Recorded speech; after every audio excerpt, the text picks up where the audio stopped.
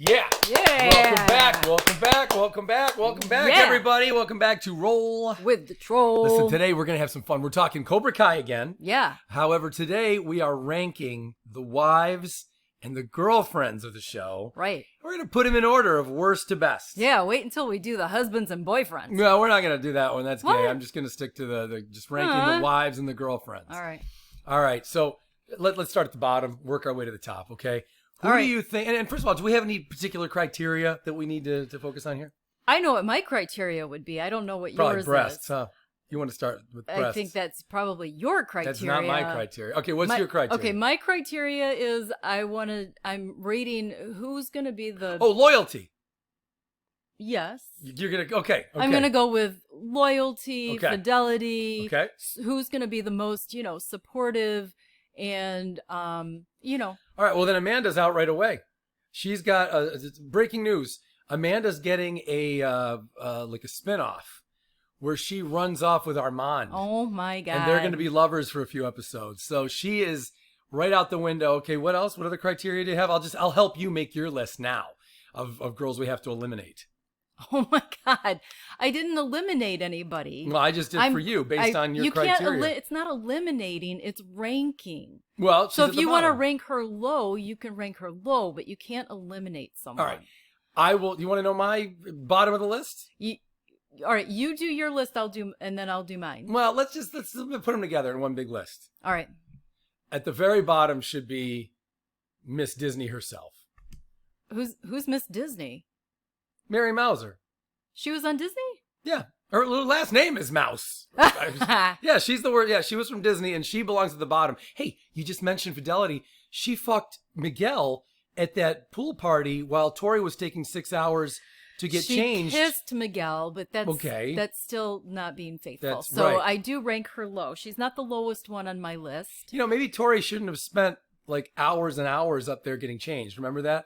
Yeah, that was weird. She turns to Miguel and she goes, I'm going to go get cleaned up. It's broad daylight. Yeah. Then it's pitch black and she's still up there. And she's still in the house. She's not like a girly girl at all. She's not high maintenance. Yeah. And yet somehow Tory was up there for hours. Yeah. Nobody else at the party had to use that bathroom. It was like Johnny's motorcycle ride in the middle of the night. Yeah, this show has no sense of yeah. They also did that, by the way, little side note. Right. They also did that for the party where Miguel got drunk and abusive. Yeah. When Sam and Robbie left for it, it was totally broad daylight. Mm-hmm. Then when they arrived, it was dark. Yeah. And like, how far away was the beach? It couldn't have been that far because anyway, who gives a shit? Okay. We digress. Yeah. So Sam's at the bottom, right? So my bottom was Yaz. You put Yaz at the bottom? I did, because although she's really digging Dimitri, and I give her props because she did, so maybe I'll flip this, I don't know, but she did fly all the way from Paris just for prom to be with her man. I respect that. That's amazing. We haven't seen enough of her being a girlfriend yet for me to say how loyal she's going to be, like long term and all of that. So she'll be fine. I know, but she's also very superficial, so... Whoa, Jessica Rabbit? To me, it seemed like the whole world turned blonde. Yeah, there you go. You got your eye on anybody? Yeah, there's so many great quotes we could do. All right, well, that's weird. You put Yaz at the bottom, I put Sam at the bottom. Okay, everybody please comment, let the voice of reason know why she is incorrect. All right, well then who's next? Oh my Lord. Well, okay, so my next up from that is Sam. So I could easily flip the two bottom either way, but Sam, I mean, she hasn't been loyal, she hasn't been faithful, so she tends to get the boys in a lot of trouble. Well, next time I'm going to put Moon next. Yeah, I think Moon, she seems very high maintenance. She was begging Hawk to get that Moon tattoo. She did not. Well, let's just say he did that of his own volition. Okay, you know what? The real problem with Moon is everybody's your competition because she's into girls, she's into guys, she's into everything. Yeah, and so that's a little bit of an issue. And also, she kind of seems like she doesn't know what the hell she's doing. She's kind of up and down. Like she had that party in season 2 where she thought everyone was going to show up and be friends. Yeah. Why would they be friends? Yeah. Parties not where enemies become friends. It's the opposite. Friends become enemies at parties. In fact, that happened that night too. Moon doesn't know what the hell she's doing. She lives in a fairy tale land. I think she'd be very difficult to navigate. So I got to put her towards the bottom, only a little bit above Ms. Mouser. Well, my next person then is Carmen, actually. Yeah, Carmen deserves to be low on the list. Okay. Yeah, How I come? put her low kind of for the same reason as Yaz. I haven't seen her be a girlfriend long enough for me to know how she's going to be long term. But already we've gotten little glimmers. This is a brand new relationship for her and Johnny, and she's already given him the talk to the hand move and showed some annoyance and all of that. So for that reason, I have to keep her low until I see more of what she's going to be as a partner. Yeah, I put her in the same spot. I would imagine Johnny's the kind of guy who can control his woman. We saw him doing that with Allie in the first film. Oh my God. So if he was good at it as a teenager, he's got to be even better at it in his 50s. Yeah, he sure was good at that. but Carmen, I think the accent is trouble for me. I don't want to hear that accent. Oh, for very come long. on. I'm kidding. It's adorable. Okay, she's I'll tell you this. I'm gonna tell you guys straight up, and every guy in the audience will agree with me on this. Carmen likes the bad boy, but then wants to punish the bad boy for being the bad boy. Am I right? She went for Miguel's criminal dad. You know who Miguel's dad is, guys? You want the spoiler? Hunter Biden. Okay, the drugs, the alcohol, the prostitutes. Oh, come on. Banging children. I mean, that's All right, she was. We're going way off the rails right now. Carmen was with Hunter Biden. Stop. Hunter is Miguel's father. Stop. And now she's with Johnny, and Johnny's also a bad boy, though not nearly as bad. I mean, look, let me point some shit out. Carmen literally watched Johnny drive drunk and pull in season 2. Remember that? Where he goes, "Hey, Carmen, hey, what do you got? Your washing machine there? or something. Yeah, your washing machine is what he said. Yeah, you're She's right. holding laundry, and he goes, "What is that? You got Your your washing machine there?" And she just looked at him, and she goes, yeah, hey, Johnny." I mean, what else are you going to say? And she lets Miguel ride in a car with him all the time, and I mean, this is a guy who's in his 50s who drinks all like in Sam's words, who just drinks all day. But seriously, he drives drunk, and she lets Miguel get in a car with him. So I don't think she has very good judgment. She seems to be really into bad boys. Mm-hmm. And then you take a guy like Daniel LaRusso. She would have never given Daniel LaRusso another chance. You know why? Too boring for her. Successful, sure, but she wants a fucking badass. Unless she saw Daniel whoop those fucking hockey players' ass in season 4, she would have never given him a second glance. Yeah. So that's the kind of girl she is. I think that's trouble.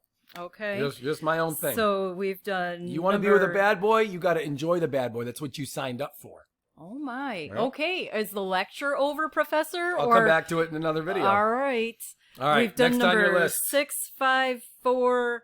So now we're on number. Hit me with number 3. My number 3 is Moon. Oh my God. Why is she so high on your list? Well, I mean, she's only one above where you put her. No, it's not true. She's 2 above. That's a big difference. All right. Okay. Well, I think that she has more loyalty than you give her credit for. Oh, you're wrong. Okay, so no, I'm sorry. Go ahead. Explain. But no, I have some of the same concerns, I guess, because you do make a good point. I do. If you date Moon, everybody's your competition because she'll swing either way. Yeah. That's too much pressure. Yeah. But she is very sweet, and she has a very good heart, and she's very supportive, and she has a way of kind of using that quality about herself to help guide her partner if they're struggling with something. Well, you make a good point. You make a good point. She actually turned out really good for Eli, for the new version of Eli, which is the post-Hawk version of Eli. Yeah. She did a really good thing with the kissing, and she gave him a hand job or something for the tournament. Oh my God. So and that it wasn't nice. for lack of trying either with the former Hawk either, because she did try to kind of steer him away from this path that he was about to head down, and she could see it coming, and he completely blew her off and got angry about it. And that's when she left him. Yeah. Do you think he should have pulled a Miguel and just gotten drunk and just shoved her down in front of everybody at a party? No, I think he should have taken heed of what she was saying. Ah, okay. He's definitely going to take some heat. But that doesn't make as good of a story. Yeah. All right. So my number 3 pick is Amanda LaRusso. Really? Yeah, I think she belongs in the top 3. Uh-huh. I don't think she's... Look, I think she's supportive. Mm-hmm. You know what? You know who... I'm going to tell you this. Give me 20 seconds on this, guys. You know who Amanda reminds me of? Is like the naysayer in the horror movie that at the beginning is like, oh, bullshit. There's no Michael Myers, you fucking, shit, that's her. And then she finally comes around only when Michael Myers shows up at her door and tries to behead her. Yeah. You know what I mean? Amanda LaRusso is kind of like the She's Karen. got to see it to believe it. Yeah, like Karen from Halloween Kills. So, yeah, finally, it took her 2 seasons before she's like, you know what? Now that we have snakes all over LaRusso Auto, I don't think I like John Kreese. I think I'm starting to realize why Daniel's doing this. Mm-hmm. But up until then, she thought Daniel was a dumbass. Daniel saved a little girl's life in 85 or something. Yeah. You know what I mean? Yeah. He's a heroic kid. Yeah. And he's done some really good things. So she never gave him enough credit for that. I'd like to see her save a little girl's life during a typhoon. Whatever, Amanda. Oh. Anyway, I'm still giving her number 3 because she comes around. And she comes around when it's plot convenient. And even though at first she wasn't into it, now she supports Daniel teaching karate school. You know it's called a dojo. Okay, I walked into that one. Yeah, so I put her at my number 3. All right, who's your number 2? My number 2 is Tory. Yep, mine too. Yeah? Yeah, Tory belongs at number 2. Okay. Go ahead, give us your list of reasons why she's so good. Well, I think that she's a very loyal person at heart, and you want that when you're dating someone. And she's very passionate about whoever she's with. And that also makes for, you know, a very good relationship, a very interesting relationship, and a very passionate relationship. Oh, I have different reasons. For me, I feel like she could protect me if we're out in the world and some guy wants to cause trouble with us. There's that too. You know, so you know, I could just kind of hide in the car. No, I like that she's a very strong person who's learned a lot. Mm-hmm. She's got a lot of these little mantras, you know, like you got to fight for every inch. People like that are way, way better people. They're better people at everything. They're better employees. They're better coworkers. They're better people to have on a fucking sports team. They're better mailmen. You name it. Mm-hmm. They're just better at everything because they've been through a lot. They've thought a lot about their place in the world. Tori's already done that at 17. She's a much more advanced person than a lot of these other ones. And I think that would make her, and you look at the way she was with Robbie, mm-hmm. and that was really sweet. They really found in each other how they were both the victims of other people's abuse and they were misjudged. So yeah, I think she would definitely be in the top 2. Yeah. This leads us to our number 1. Yes. All right, go ahead. I mean, you've only got one left, so hit us with your number 1. My number 1 is Amanda. Amanda is your number 1. Yes. She has a proven track record. Yeah, so she used to run track in high school. That's true. God. So we don't have that issue that I have with a few of the others where I just haven't seen them in a relationship long enough to be able to fully judge. But she has a long history now with Daniel, and you don't think Johnny could get Amanda into bed? Why? I do. Why? Where did that come from? I don't think because I don't think she's as loyal as you're thinking. I think she's being loyal out of convenience. I think if Johnny, I give it 4 phone calls, and I think he could manipulate her into sleeping with Johnny. I do think so. Give me strength. So, no, I don't think that she would 5 do phone that. calls. I don't. Okay. Can I continue? So she has been very, once she got on board, as you so astutely pointed out, she has been very supportive and participating with Daniel in the dojo and the dealership. She is a good partner in every way, as far as I can tell. So I think that she is the number 1. Okay, number 1 is actually Yaz. Now, in the beginning, Yaz would have been the worst partner ever. How did you come up with this? If you just go by season 1, Yaz, yeah, and she wasn't even in season 2. So up until season 3, Yaz had no points in this, no skin in the game at all. Mm-hmm. She was a mess. The only cool thing she ever did was get that front wedgie. And I don't really credit her with that anyway. Right. But now it's a little different. You know, she's the typical example of a girl who, no matter how self-involved and self-absorbed a girl is, once she meets the right guy, she puts herself firmly in his orbit. And now she is a way better person all of a sudden.